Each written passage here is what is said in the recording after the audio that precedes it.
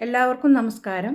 എല്ലാവർക്കും നകുലൻസ് കിച്ചണിലേക്ക് സ്വാഗതം. ഇന്ന് ഞാനിവിടെ തയ്യാറാക്കാൻ പോകുന്നത് ഈസി ആയിട്ടുള്ളൊരു മട്ടൺ റോസ്റ്റാണ്.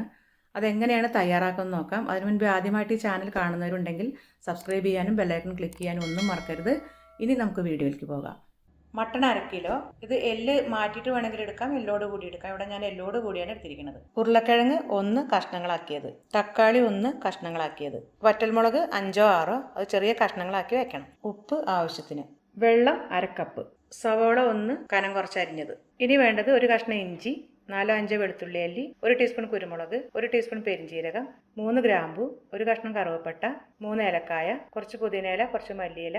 ഇതെല്ലാം കൂടി ചേർത്ത് നന്നായി അരച്ചിട്ട് വിനാഗിരി കൂടി അതിൻ്റെ കൂടെ ചേർക്കണം. ഇതിനായിട്ട് 4 ടീസ്പൂൺ വിനാഗിരി എടുക്കാം. ആദ്യം വേണ്ടത് ഈ മട്ടനിലേക്ക് നമ്മൾ അരച്ച് വെച്ചിരിക്കുന്ന എല്ലാ മസാലയും കൂടി ഒന്ന് പുരട്ടി വെക്കണം. ഇനി കുറച്ച് വിനാഗിരി ഒഴിക്കാം, ആവശ്യത്തിന് ഉപ്പിടാം. ഇത് നന്നായിട്ട് പുരട്ടി വയ്ക്കുക. ഇത് പുരട്ടിയതിന് ശേഷം മാറ്റി വയ്ക്കുക. ഇനി ചുവട് കട്ടിയുള്ളൊരു പാത്രം എടുക്കുക.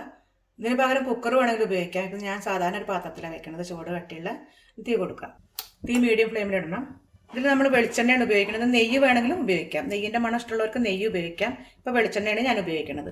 2 ടേബിൾ സ്പൂൺ വെളിച്ചെണ്ണ ഒഴിച്ചിട്ടുണ്ട്. വെളിച്ചെണ്ണ ചൂടായതിന് നമുക്ക് കുറച്ച് സവാള ഇട്ട് വഴറ്റാം. തീ ഒന്ന് കുറച്ച് കൊടുക്കാം. പെട്ടെന്ന് വെള്ളമായിട്ട് കുറച്ച് ഉപ്പ് ഇട്ട് കൊടുക്കാം. സവോള നല്ല പോലെ വഴന്നിട്ടുണ്ട്. ഇനി നമുക്ക് വറ്റൽമുളക് ഇട്ട് കൊടുക്കാം. ഇനി തക്കാളി ഇട്ട് കൊടുക്കാം. നല്ല പോലെ വഴറ്റണം. കുറച്ച് കറിവേപ്പില ഇട്ട് കൊടുക്കാം. തക്കാളി നല്ല പോലെ വഴന്നിട്ടുണ്ട്. ഇനി നമുക്ക് മട്ടൺ ഇതിലേക്ക് ഇട്ട് കൊടുക്കാം.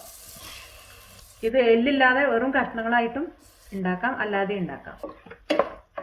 നല്ലപോലെ ഒന്ന് വഴറ്റിയതിന് ശേഷം കുറച്ച് വെള്ളം ഒഴിച്ചിട്ട് വേവിക്കാം. ഇത് കുക്കറിലിട്ട് വേവിച്ചാലും മതി.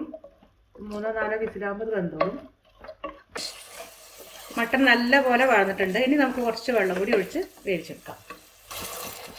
1/2 കപ്പ് വെള്ളമാണ് ഉപയോഗിച്ചിരിക്കുന്നത്. ഉപ്പില്ലെങ്കിൽ ഈ സമയത്ത് നമുക്ക് ചേർക്കാവുന്നതാണ്. ഇതിൽ പാകത്തിന് ഉപ്പായിട്ടുണ്ട്. നമുക്ക് അടച്ചു വയ്ക്കാം.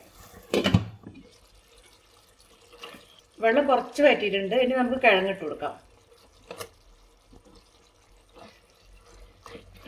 ഇനി ഒന്നുകൂടി മൂടിയിട്ട് വേവിച്ചിടും. മുട്ട നന്നായി വെന്തിട്ടുണ്ട്. ഇനി നല്ലപോലെ ഒന്ന് വറ്റിച്ചെടുക്കാം. മട്ടൻ നല്ലപോലെ വറ്റി വെന്തിട്ടുണ്ട്. ഇനി കുറച്ച് കറിവേപ്പില ഇട്ട് കൊടുക്കാം.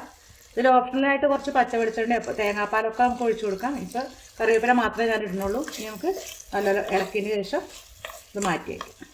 സ്റ്റൗ ഓഫ് ചെയ്യാണ്. അപ്പോൾ നമ്മളുടെ മട്ടൺ റോസ്റ്റ് റെഡി ആയിട്ടുണ്ട്. വളരെ ഈസിയാണ്, വളരെ ടേസ്റ്റിയാണ്. നിങ്ങളെല്ലാവരും ട്രൈ ചെയ്യണം. ഈ വീഡിയോ നിങ്ങൾക്കെല്ലാം ഇഷ്ടമായെങ്കിൽ ലൈക്ക് ചെയ്യാനും ഷെയർ ചെയ്യാനും കമൻറ്റ് ചെയ്യാനും ഒന്നും മറക്കരുത്. അടുത്ത നല്ലൊരു റെസിപ്പിയായിട്ട് വരുന്നവരേക്കും ബൈ.